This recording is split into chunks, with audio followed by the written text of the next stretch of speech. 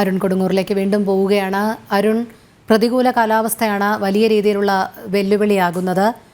വൈകുന്നേരം retired major general Indrabalan മാധ്യമങ്ങളോട് അറിയിച്ചത് 4 സ്ഥലങ്ങളിൽ നിന്നാണ് ലോഹഭാഗങ്ങളുടെ സിഗ്നലുകൾ കിട്ടിയത്. അതിൽ മൂന്നാമത് ഏറ്റവും അധികം സിഗ്നൽ ലഭിച്ച മൂന്നാമത്തെ പോയിന്റിലായിരിക്കണം കൃത്യമായി ഈ ട്രക്ക് ഉള്ളത്. അതിനോട് ചേർന്ന് തന്നെ ക്യാബിൻ കാണാനുള്ള സാധ്യത ഉണ്ട്. ക്യാബിൻ വേർപെട്ടു പോകാനുള്ള സാധ്യത വളരെ കുറവാണ്. അതുകൊണ്ട് ലോറിയും ട്രക്കും ഈ ക്യാബിൻ ഭാഗങ്ങളുമൊക്കെ ഒരുമിച്ച് തന്നെ ആയിരിക്കാം എന്നുള്ള ഒരു നിഗമനത്തിലാണ് രക്ഷാദൗത്യ സംഘം എത്തി നിൽക്കുന്നത്.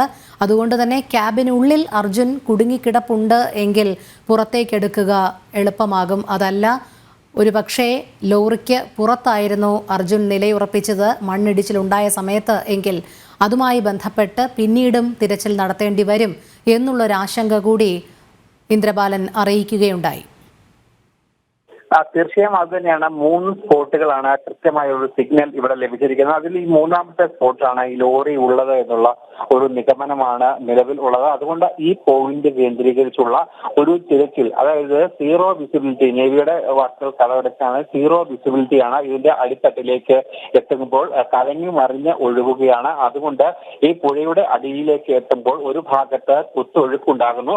അതോടൊപ്പം തന്നെ ഈ കലങ്ങി മറിഞ്ഞുള്ള ഒഴുകുന്ന ഈ പുഴയുടെ അടിത്തട്ടിൽ കൃത്യമായി ഈ കാര്യങ്ങളൊന്നും തന്നെ കാണാൻ പറ്റാത്തൊരു സാഹചര്യം കൂടി വരുന്നു. അങ്ങനെ വലിയ രീതിയിലുള്ള ഒരു പ്രതിസന്ധി ഈ മേഖലയിൽ ഉണ്ടാകുന്നു എന്നതാണ് ഏറ്റവും പ്രധാനപ്പെട്ട കാര്യം. എന്തായാലും നാളെ വിശദമായ ഒരു പ്ലാൻ വീണ്ടും തയ്യാറാക്കിക്കൊണ്ട് ഈ ഒഴുക്കിനെ അതിജീവിച്ചുകൊണ്ട്, കുത്തൊഴുക്കിനെ അതിജീവിച്ചുകൊണ്ട് മുന്നോട്ട് പോകാനുള്ള ഒരു ശ്രമങ്ങളൊക്കെ തന്നെ ഇവിടെ നടത്തുക എന്നതാണ് ഏറ്റവും പ്രധാനപ്പെട്ട കാര്യം. എന്തായാലും വലിയ രീതിയിലുള്ള വെല്ലുവിളി ഈ സേനയ്ക്ക് മുന്നിൽ ഉണ്ടാകുന്നുണ്ട്. അതോടൊപ്പം തന്നെ നാളെ വീണ്ടും ഓറഞ്ച് അലർട്ട്, അതുകൂടി നമ്മൾ ഈ സമയത്ത് ശ്രദ്ധിക്കേണ്ടത്.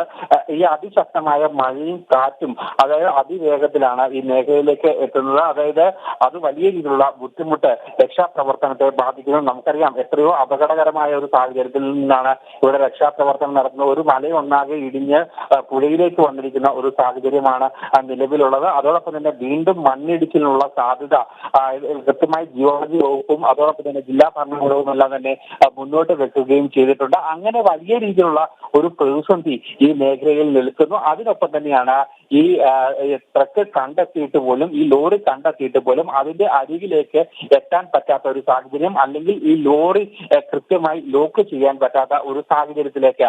അതിനൊപ്പം തന്നെയാണ് ഈ ലോറി ഉയർത്തുന്നതിനൊപ്പം തന്നെ ഈ അർജുൻ ഈ ലോറിക്കുള്ളിൽ ഉണ്ടോ എന്നുള്ള ഒരു കാര്യം കൃത്യമായി നിരീക്ഷിക്കുക എന്നതാണ് ഏറ്റവും പ്രധാനപ്പെട്ട കാര്യം. അതുകൊണ്ട് തന്നെയാണ് ഇന്ന് ഈ വൈകിട്ട് കൂടി, ഈ രാത്രി വൈകി കൂടി ഈ വലിയ ഡ്രോൺ ഉപയോഗിച്ചുള്ള ഈ പരിശോധന നീട്ടാൻ തീരുമാനിച്ചിരിക്കുന്നത്. കരയിൽ നിർത്തിക്കൊണ്ടുള്ള ഇത്തരം ഒരു പരിശോധനയിൽ നാളെ പരമാവധി വിവരങ്ങൾ ഈ സേനയ്ക്ക് നൽകാനുള്ള, നേവിക്ക് നൽകാനുള്ള ഒരു തീരുമാനം തന്നെയാണ് എടുത്തിരിക്കുന്നത്. അതുകൊണ്ട് തന്നെ ഈ ആശാവഹമായ ഒരു പുരോഗതി ഇന്ന് രാത്രിയിൽ ലഭിക്കും എന്നുള്ള ഒരു കാര്യമാണ് ഇവർ പറയുകയും ചെയ്തിട്ടുണ്ട്. എന്തായാലും നിലവിൽ ഈ ലോറിക്കുള്ളിൽ മനുഷ്യ സാന്നിധ്യം ഇല്ല എന്നുള്ള ഒരു കാര്യമാണ്, അല്ലെങ്കിൽ നിലവിൽ നടത്തിയ പരിശോധനയിൽ എല്ലാം തന്നെ വ്യക്തമാക്കിയത്. അതുകൊണ്ട് തന്നെ ഈ രാത്രി കൂടി ഈ ഒരു കൃത്യമായ ഒരു പരിശോധന ഇവിടെ നടത്തേണ്ട അത്യാവശ്യമാണ്. അതുകൊണ്ട് തന്നെയാണ് ഇത്ര രാത്രി വൈകിയും ഇങ്ങനെയുള്ള പരിശോധന നടത്താനായി തീരുമാനിക്കുകയും ചെയ്തിരിക്കുന്നത്. എന്തായാലും ഇതിനൊക്കെ തന്നെ ഏറ്റവും വലിയ വെല്ലുവിളിയായി, വിലങ്ങുതടിയായി നിൽക്കുന്നത്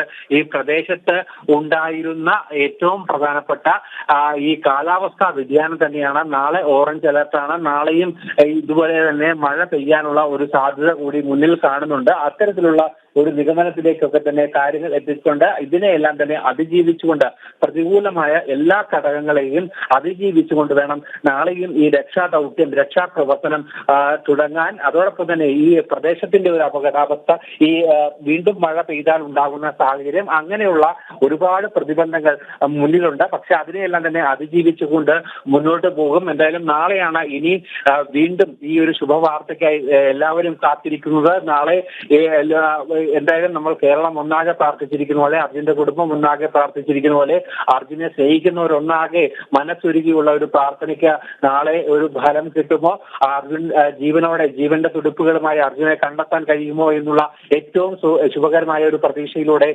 നാളെ മുന്നോട്ട് പോകുമെന്നാണ് പറഞ്ഞിരിക്കുന്നത്. എന്തായാലും ഇന്ന് ജില്ലാ ഭരണകൂടവും അതോടൊപ്പം തന്നെ വിവിധ സേനാ വിഭാഗങ്ങളും എല്ലാം തന്നെ ഈ കാര്യങ്ങൾ കൃത്യമായി പറയുകയും അതോടൊപ്പം തന്നെ ആധുനിക രീതിയിലുള്ള വീണ്ടും ഉള്ള രീതിയിലുള്ള യന്ത്രങ്ങൾ കൊണ്ടുവരാനുള്ള സാധ്യതകളൊക്കെ തന്നെ തേടുകയും ചെയ്തിട്ടുണ്ട്. എന്തായാലും രക്ഷാദൗത്യം അതിന്റെ ഏറ്റവും അതീവ നിർണായക ഘട്ടത്തിലേക്ക് എത്തി നിൽക്കുന്നു എന്നതാണ് ഏറ്റവും പ്രധാനപ്പെട്ട കാര്യം രോഹിണി.